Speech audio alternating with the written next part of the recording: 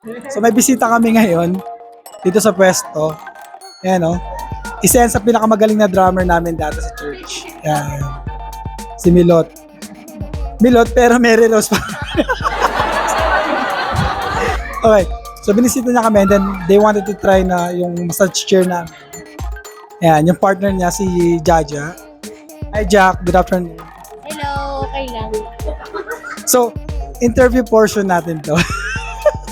So, kamusta po yung kamusta yung experience sa aming massage chair? Okay naman, di lang umabot yung paa ko. Yun, okay naman sana, kaya lang hindi abot eh. Oh, may, Hindi nakarelax yung paa ko. yun lang, yung likod umabot. Naman siya. Oo, nakaka-relax siya. So yan, so next time, pag siguro papagawa kami yung aabot, yung nagagalaw yung paa. Yan, question. Yan na, question. Matagal na kayo ni Milot? Po, matagal na. Ilang taon na? Magpa 5 years na kami sa March.